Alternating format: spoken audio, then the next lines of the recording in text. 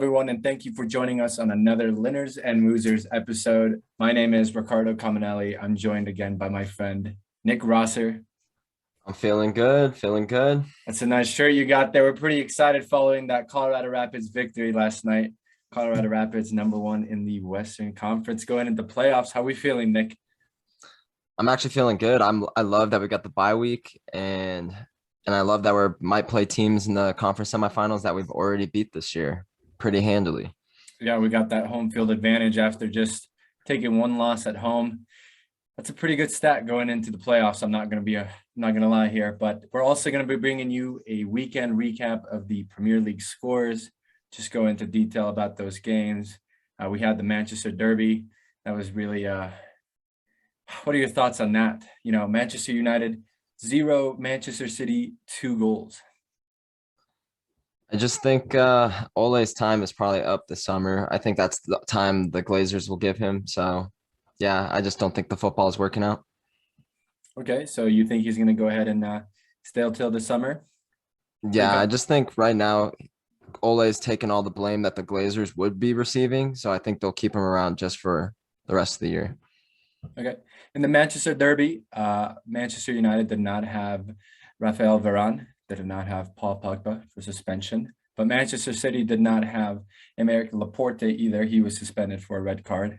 Manchester United failed to register more than 5 shots, Nick, with a Bailey own goal, which just concluded all of Manchester United's poor defending that's been happening all season. And then Lindelof almost had an own goal, but if it wasn't for De Gea's heroics over the weekend, I thought he had a pretty good performance. But going back to that, not registering more than 5 shots with having players like Ronaldo. I think they have more shots against De Gea than they did Ederson, which is super funny to me because I'm a Liverpool fan. But Well, I yeah, don't they know. do not know. They do not know what they're doing going forward. I think like when they play that low block, I don't think they're counterattacking players already because Ronaldo is not the counterattacking player he was, and the rest of their wingers have been very poor. Right now, Manchester United sits in 6th place in the Premier League with 17 points. They are now 6 points behind rivals Manchester City. But Manchester United were not the only ones to lose over the weekend. I know that your club, Liverpool, lost to David Moyes' West Ham. How are you feeling after that? Yeah, not good. Honestly, it's just disappointing after coming off the 2-2 or tie with Brighton or whatever it was. That was so disappointing too. It's just we were top of the world like 2 weeks ago, beating United 5-0, and now we're sitting in 4th place, 4 points behind the leaders. You know, I was watching that second half there right before West Ham really took off there. And it all came down with there was some shambles there in the middle. I mean, I don't think balls were really finding Mohamed Salah out wide, or I didn't think the service, a lot of the players really put the balls on target. We had that Mane miss at the end there. How did you feel about that? That was kind of shocking. A player with that form, I was thinking, man, years ago, during that peak of his, he would have put that away. And then I think his just form this season, I hope it doesn't continue from what it was last season where it was kind of poor. He kind of just finds his rhythm back there. But does it kind of show where Sadio Mane is headed there? Yeah, I feel like we're gonna see more and more of those misses than like clutch moments for Mane right now. I just don't think his head seems like it's in it as it was. Like he's been receiving a lot of criticism. I wonder if he's been taking it to heart. Well, I'm gonna go West Ham ahead. though, Yeah, West Ham though they didn't stop. They really put on the Jets there and really went through. Did you think that goal from Ogbonna was a foul on on Allison, or was it fair play? I mean, we got called a goal back last year against United for the same thing. So I just want consistent reffing in the Premier League. Allison should 100% should do better, but I don't. If it's an Allison own goal and Ogbonna doesn't even touch it, then he might have fouled him. But I was more concerned about that challenge like 2 minutes later on Henderson when the what's his face went over the ball and almost got him. Cresswell Yeah, with the high Cresswell. tackle a little bit. That was a little shocking. Tori Not Henderson even was a down for a foul, minute. not a yellow card, not a Nothing. free kick. It was nothing. They saw that and they were like, that's fair ball. So I'm more concerned about that. But right now, West Ham are just playing so well. They're cruising right They're now. in the David league. In Moyes the has got league. them. David Moyes has got them in a title race right now.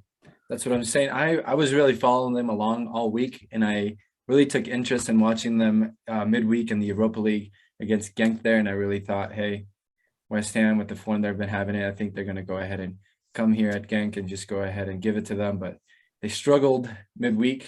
It was kind of disappointing, and I thought we might have seen a similar result against Liverpool. I think David Moyes' ball is really doing well over at West Ham, even without Lingard this season. They had him last season. They have the players this year who have been really stepping up. Their top goal scorer, I think, right now is Michael Antonio. So David Moyes Well, honestly would be the man for Man United if you didn't have the chance for Man United already, you know? I think David Moyes does well with like clubs outside the top six. There's less Mhm. pressure. Like what you expect to make is probably the top four or at least a spot in Europe. So I think David Moyes is at a good place. I know he received heavy criticism the moment he was appointed by West Ham. Like fans didn't want him, but I think he's probably changed their minds, honestly. They could have put more on Liverpool, if we're being honest. If it wasn't for Virgil van Dijk, they honestly could have scored 4 or 5 goals that game. Yeah, talking about the Liverpool defense, Nick, I kind of like Matip's style of play when he gets up. I think he's good on the ball sometimes when he drives, but with the if Joe Gomez comes back into the starting lineup or if Konate is a player that you like, what does that back four for Liverpool kind of look like going forward? Going forward right now, I might keep Matip, but I think we'll do Trent, Matip, Van Dyke, and I want to see Simikas because every time he's played, we've kept a clean sheet. He's got assists already in the year. Andy Robbo just seems like he's struggling at the moment, and I just think he needs maybe a break. He hasn't had a break in that position in so long. Yeah, absolutely. Played all of last season, didn't he? In the Yeah, I league? think so. Uh, well, moving on from Liverpool, Chelsea dropped points. They tie Burnley. Nick, is Tuchel playing attractive football? I mean, are they going to go ahead and continue this form? Are they still title contenders? Yeah, they're still title contenders, but is this style of football what's going to get them to the end there? I don't believe so. I think we'll find cracks in the dam. They're playing like 10 men behind the ball and winning games 1-0. It's that's not like if you're looking at that as like that form won't last forever. Like it's probably just like a purple patch that Chelsea's having. I think as we've seen when they've played like the bigger teams, they are forced in their own half the whole time. Like City dominated them and got the result out of them. And I think and that was at Stamford Bridge. I think they'll do it again in the Etihad. And then I think Liverpool played really well against Chelsea. I think the what red card ruined them, to be honest. Like, because then Chelsea were just going to stick with their whole game plan, knowing they were up 1-0. So I Chelsea don't right think it'll now, last. you don't think it'll last? I think Chelsea right now are in pretty good form. I think even though they're doing this um 1-0, wins, even occasionally where they've had some higher winnings 2-0. I think they're just missing that big man up top, Romelu Lukaku. Yeah, they have players. Kai Havertz has been doing what people think flop of the season. I don't think he has. He's their Chelsea top joint scorer at the moment. He finds his times with the score. He might miss out on those big opportunities, those big games, but and he's still riding that wave from the Champions League goal. But he's been doing pretty well. Haven't really been seeing much of Timo Werner for Chelsea. Christian Pulisic just got back. He got subbed on against Burnley. He got selected for the U.S. men's national team for the World Cup qualifiers against Mexico coming up here this Friday. Do you think he Do you should think have he been? should sorry, do you think he should have subbed on earlier? Because they were I think putting Pulisic on against those tired Burnley legs, even if he's not if he's back in training and he's on the bench, then I think he's fit enough to play 20 to 30 minutes. So I think he could have killed that game off. Instead, they let Burnley come back. They let Burnley back in the game. Yeah, I mean, from the minutes he played, it kind of just looked like more of a cardio session just to kind of get him back into what the speed of the game is. Doesn't necessarily go out there and be a game changer. I think he just needs to go ahead and take these next few days with the national team during their camps to fully go ahead and get his game fitness up and then see if he can be integrated to come on as a sub during the Mexico game. So no, I don't think he should have been subbed on earlier. Maybe if Tuchel had some different tactics, maybe he felt a little bit more like he needed to go up or create different attacking chances by playing the ball through Pulisic more. But I think it was morely just for get out there and get the flow of what the speed of the game is, get that cardio session out there. It's kind of sad, but he just came back from injury and he's pretty injury prone, pretty expensive player for Chelsea, and he brings the results when needed. So you want to go ahead and make sure that you keep a player like that healthy, If you're only gonna give him like 5 minutes, then why bring him at all though? Like, what was the point? What was the point? I don't know. So I don't I make feel the like you could decisions, rest him so more. yeah, you I could don't rest know. him more, but at the same time, again, there was some pressure, I think, just to go ahead and see if he's going to go ahead and come back. And I think in this sport, I don't think it matters what time you make the substitution, the player, in the moment, anything can happen.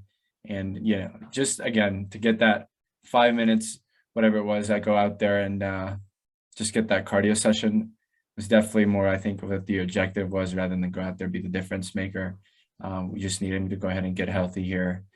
Again, if he can even get 20 minutes, I think if he comes on anything earlier than the 66th minute for the US, I don't think we'll see him earlier than that. But if he does come in earlier than that, I wonder what the game will be like at the time, if we're down or if we need to exploit some space on the wings. But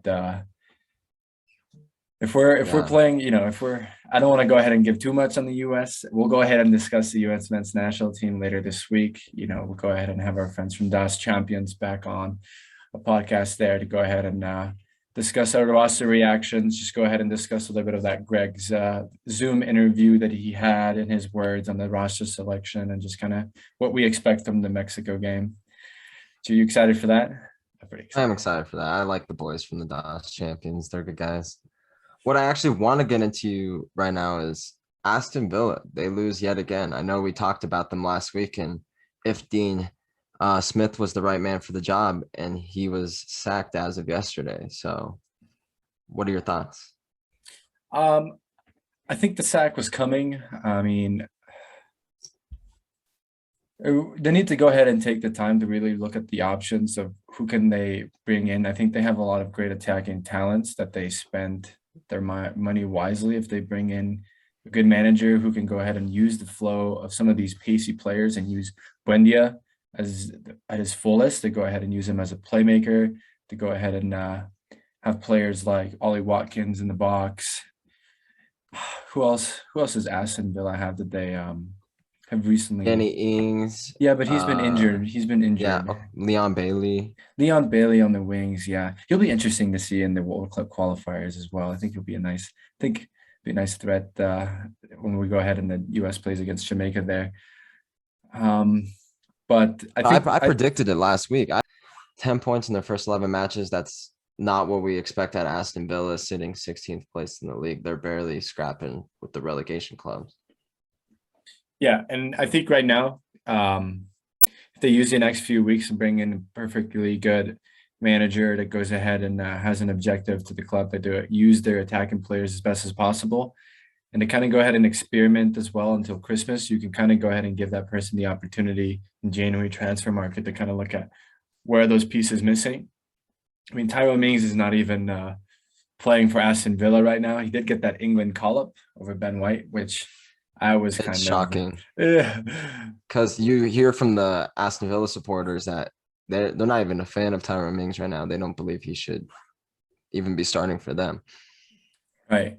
And so there's a lot going on at the club, some eyebrows being raised, and it kind of just resembles that time where Tottenham sold Gareth Bale and then, try to use that money wisely in the players that they need in a system that they really should be flowing in the Premier League. But yeah, we'll see who goes ahead and takes the helm over at Aston Villa, and then going into the January transfer market. I do predict that they are going to go ahead and go in again in the January transfer market, maybe fill in some holes. What's missing, just go ahead and suit to the new manager's role. And then hopefully, they make it up, they climb up the table. I don't think they're anywhere near relegation. I don't think they're going to go ahead and actually go ahead and get relegated. I think they'll be I don't think so, still in the Premier League next year. You don't think so? No, I don't think they'll get relegated either. They have too much talent too, and I don't think just losing Grealish was going to hurt that much. So I think like they'll bounce back. It's only less Absolutely. than a third of the season, and I know Daniel Fark is available for hire. Is there anybody else you think you should they look at? Nah, I'm not sure. Daniel Fark would probably not be my option either after he's only got 5 points in 11 matches for Norwich City, who we just got their first win and got sacked the following day or the Fonseca is following hours. available. Fonseca is available. That'd be nice. Who else is available right now? I know Eddie Howe is not anymore. He's the new Newcastle manager. What are your thoughts on that new Newcastle manager, Eddie Howe? After I his actually really like Eddie Howe. really? Yeah, except I think he like if he gets a bigger budget, he was the Bournemouth manager. Obviously, Mhm. they're a small market team, not even treading in this league anymore. So I think it's a having Newcastle. I think and Eddie Howe was really good at avoiding relegation. So I think coming into Newcastle, he will get a January transfer window with these new owners, and I think it's going to look good for Newcastle. Even though I want them to get relegated, to be honest, I think it might look good for them. Well, it's nice to see at least someone's have some positive attitudes towards it. I think honestly, yeah, he's had some great success with Bournemouth, bringing him up to the championship, up to the Premier League, even staying in the Premier League for a while. Um, but if Newcastle's, I don't really understand what their mission goal is or what their objective for the future, what their 5-year goal plan is, if they're looking to go ahead and actually start being one of those clubs like Manchester City that have become, a Premier League dog just by having so many of that financial backing, or if they were just looking to I don't know. I don't know if they're looking to go ahead and bring Eddie Howe, as you just mentioned, someone who survives the relegation. His January transfer market kind of will be interesting to see what his targets will be. I'm hoping that he doesn't look around in some of those Premier League scraps, players that have not have been given those minutes. I'm sure that maybe he might be able to pick up one or two gems, players that can go ahead and go fit there. But there's also some players, in outside markets that he can definitely go ahead and look into and take advantage of that are still performing at a high level. I don't know, Newcastle, if they can go ahead and come out with a 5-year mission statement for me so I can understand what type of club they're looking to become, I don't want to see them get relegated. I think just because with this buyout here and their new financial backing, I think I want to go ahead and see a team like this still in the Premier League. It'll be very interesting to see what it's like maybe for seeing a team with such financial backing. What if they're a mid-table team for the next 15 years, Nick? Uh, what if they're like a financially huge team with just this much resource, but they're just like, you know what? We are content 15th in the table. We are As content long as it's 12th. above Everton, then I'm fine with that. So, well, Everton tie Antonio Conte's Tottenham. Antonio Conte now this is his second game in charge. No losses yet. He's got a win and a tie. Still the right man. I mean, I know it's too early, but I think Antonio Conte was saying that Tottenham are indeed a big club. They have the right facility. They have the right mindset and everything. January will be kind of nice to see what kind of players that bring in. I know it's just 2 games. Is the right man? Is this the man that Tottenham needs to go ahead and push him forward? I still think so. I think he's already identified the defense as just absolutely. I mean, there's players there that shouldn't even be playing defense, is what he was pretty much thinking with Eric Dyer there, and his midfielders with Højbjerg and Skip. I think he needs to find more players that are creative. And Dumbele has kind of been just slowing down a little bit. And an attacking three of Kane, Son, and Lucas still has a lot to produce for Harry Kane. For Antonio Conte.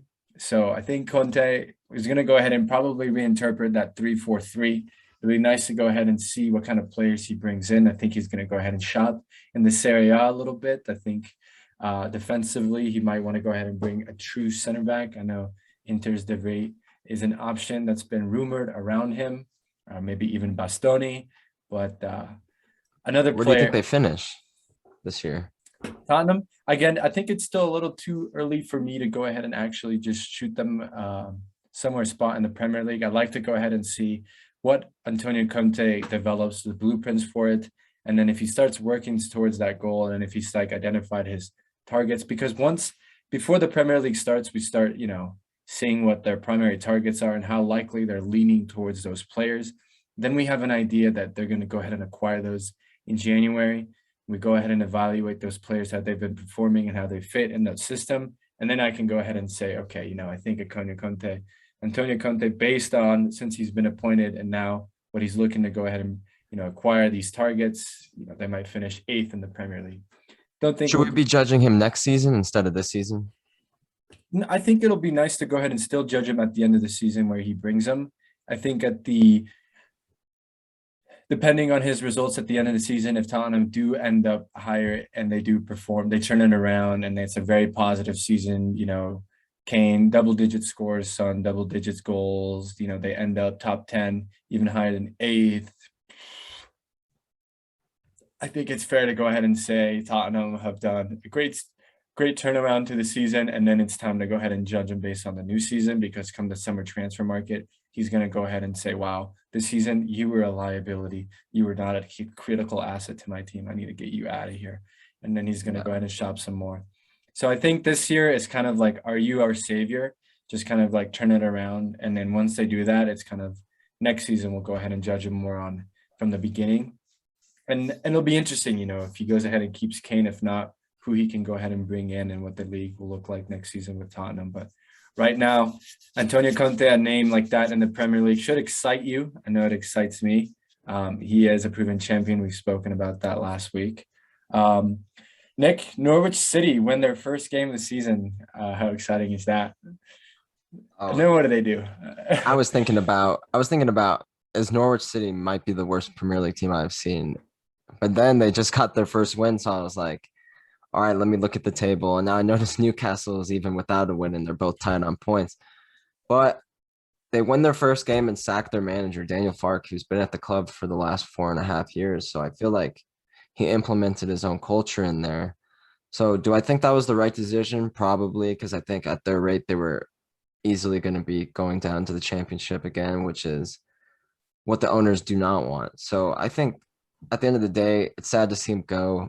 And I know he's a free agent now, but I think it was the right decision. Norwich City need to turn their season around and quickly if they want to avoid relegation. Yeah. Do you have anyone in mind that could go ahead and maybe take a look at the club and say, hey, I kind of want to take on this project? I have no idea at the moment, actually. Me neither. I'm not going to lie, neither do I. It'll be interesting to see who they appoint. And just like the Tottenham scenario, I think this one will be like, can this person be our savior, turn it around? And for them, it'll be a more different objective than Tottenham, where Tottenham are just trying to turn it around.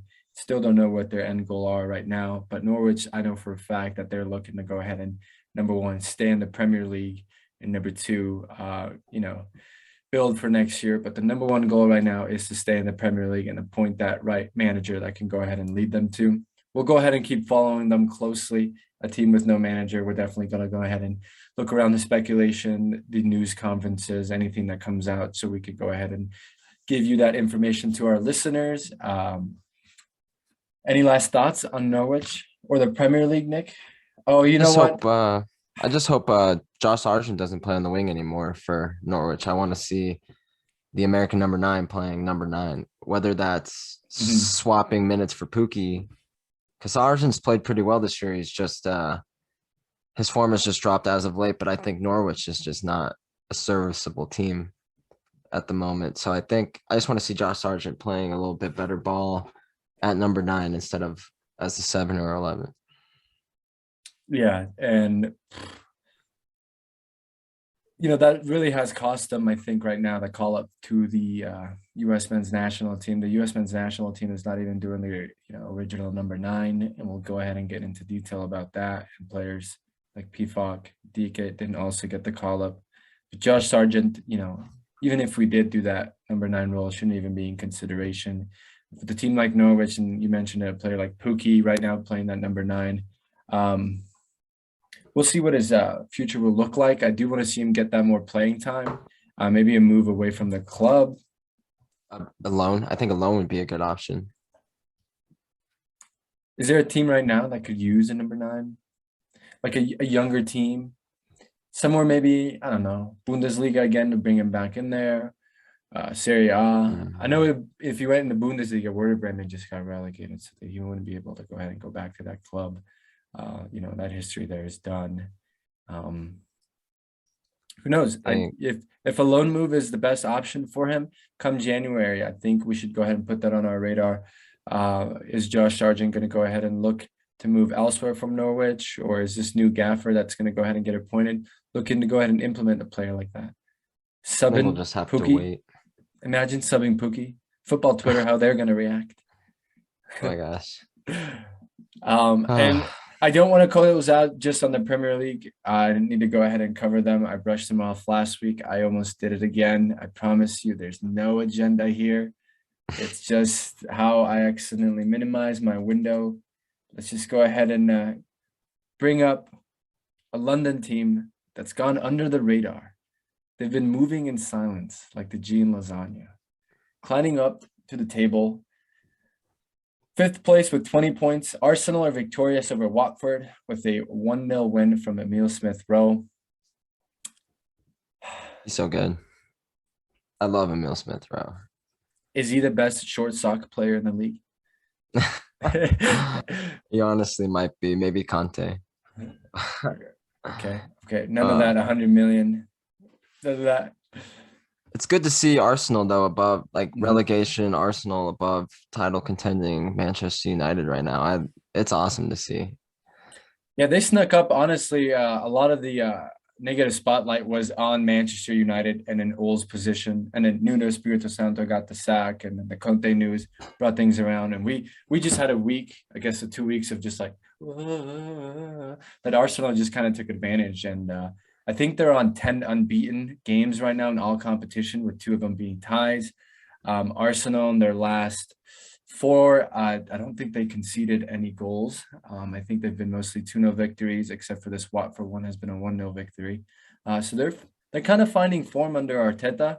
Is Arteta ball working? Do you like what you're seeing, Nick?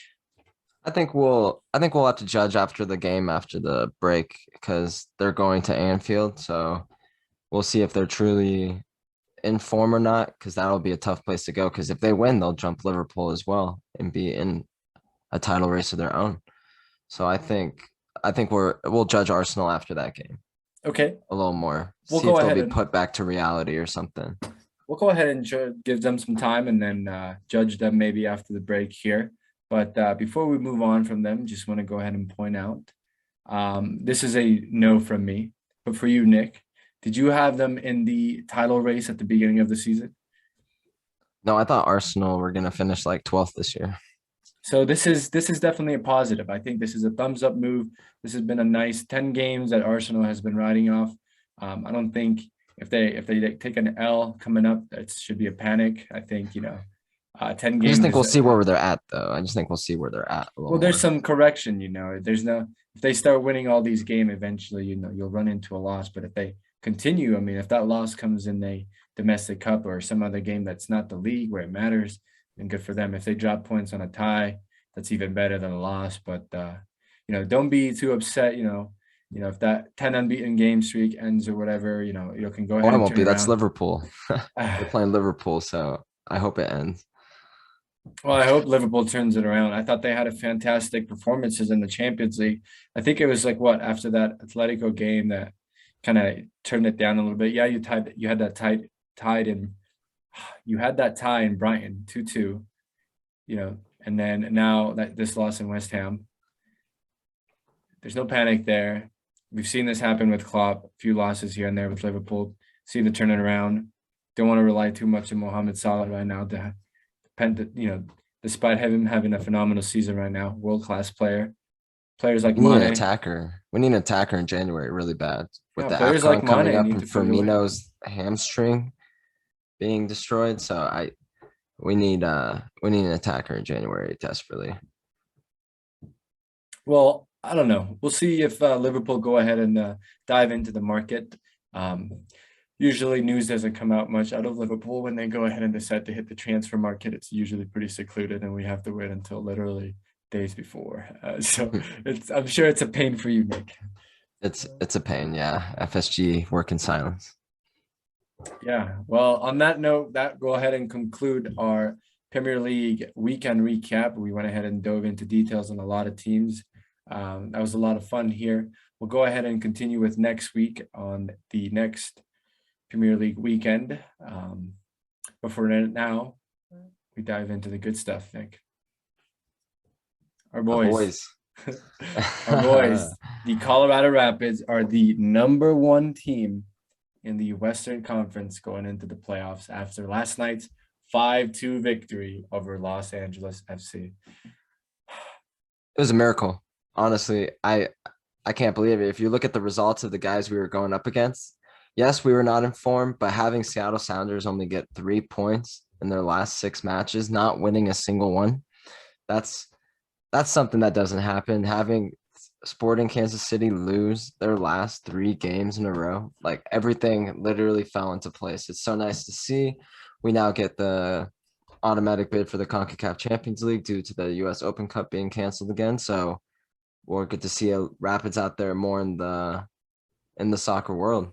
A big round of applause to head coach Robert Fraser. I thought he had it tactically spot on when we had the ball coming out of the back in the first half. We kind of looked like we had that formation of the 3-4-2-1. Our center backs, Abubakar, Trusty, Wilson, especially him on the ball, looking up the field to find Mark Anthony Kay and even Jonathan Lewis. I thought it worked perfectly, sucking them into our half, even close to our box. They felt very close to where I was sitting on our end. And then finding that long ball over the right back of LAFC into the space for Jonathan Lewis to run off. And that's where our first goal came off, where Kellen Acosta got into space behind the right back for LAFC and then played in a ball right across the 6 for Jonathan Lewis to tap it in. Speed was phenomenal. The composure was phenomenal. That was a great ball all around. And then, I mean, the game just went from there. 5-2 victory. We can go ahead and talk about all the goal scorers. Jonathan Lewis went ahead and got 2. He got a second one in the second half after pressure was put on the LAFC defense. I think it was Rubio who put on the pressure on the center back, some shoulder-to-shoulder action, and then played the ball in where, he took a touch and then slotted it. When our boy Cole Bassett got subbed on, he had some great composure into finding Barrios out wide, receiving the ball back, and then faking the shot, dragging the ball back at the top of the box, and then just curling it over in the post. Where we were standing, it was the most beautiful curve. It was like, Ooh.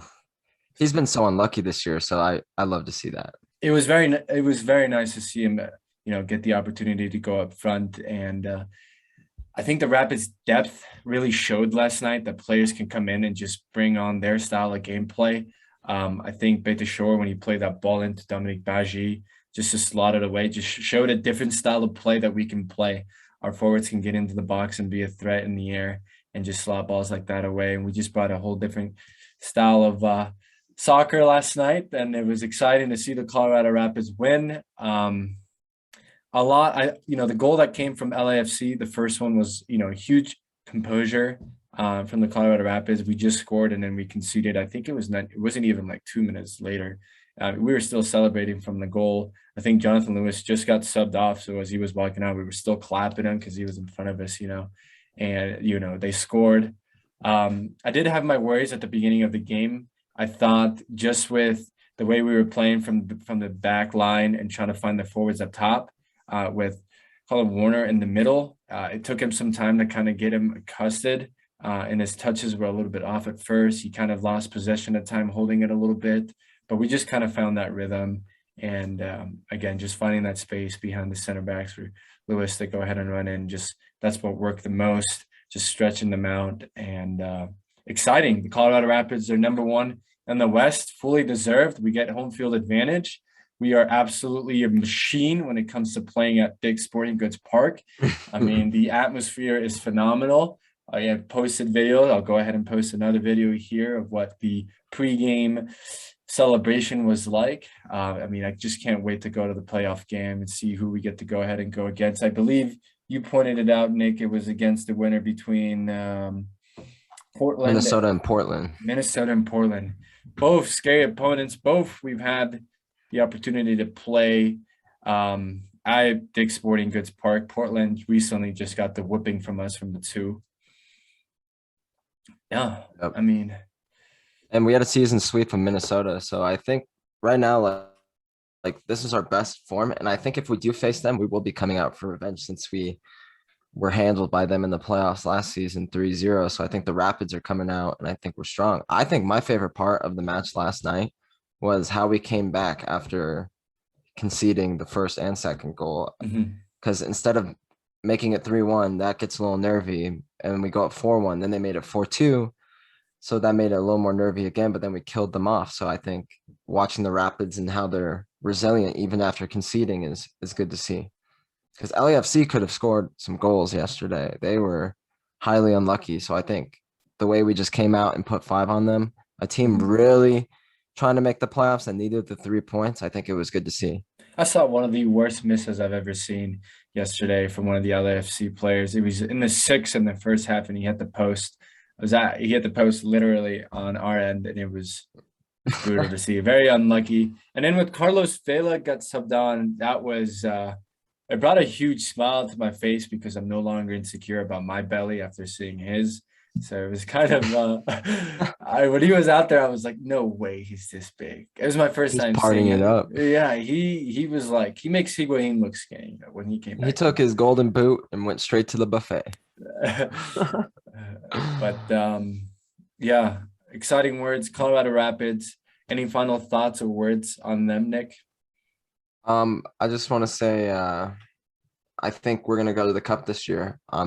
I love the way we're playing. Having that home field advantage all the way only plays into our favor at altitude. And I just want to give a quick shout out to the Continental 38 supporters group. They always keep the energy at the Rapids. So, and they also held a nice charity when before the game started. So I just think they're doing a great job with the community, and I appreciate what they do for the club. Yeah, I want to go ahead and give him a special shout out. Colorado Rapids will go ahead and go straight to the Western Conference semifinals with home field advantage, following the winner of the Minnesota and Portland Timber games. We'll be at the playoff game, so that'll be exciting. We'll go ahead and post a lot of pictures and videos on our Instagram. You can tune in. We'll go ahead and also, closer to the game, bring you previews. You can go ahead and look those up on our website, winnersandlosers.com. We'll have articles. And of course, if we get the chance to go ahead and send you some more video content. But go ahead and stay tuned as we bring you another U.S. men's national team podcast, as I mentioned, with our friends from Das Champions. That'll go ahead and be recorded here midweek, and then we'll go ahead and have that out preview before the Mexico game, so you can go ahead and get tuned in and know what to expect. We'll also be at our respected watch parties on Friday. We'll be sending lots of pictures on that from where we are, and that'll be a lot of fun. You can go ahead and tune in. We'd like to hear your thoughts over the preview of the U.S. men's national team, who you think is going to go ahead and come out on top, what you like to see, what you expect. So go ahead and always interact with us on Twitter. Our Twitter page loves to go ahead and interact with you. So please go ahead and send some comments, likes, retweets. Any final thoughts before we go ahead and close off, Nick? I just want to say, go USA, and the Rapids are winning the cup. The Rapids are winning the cup. That's for sure. Ladies and gentlemen, again, thank you so much for tuning in. My name is Riccardo. I'm joined with Nick here. This has been a great Winners and Losers episodes. Thank you guys for tuning in, and see you guys next time. See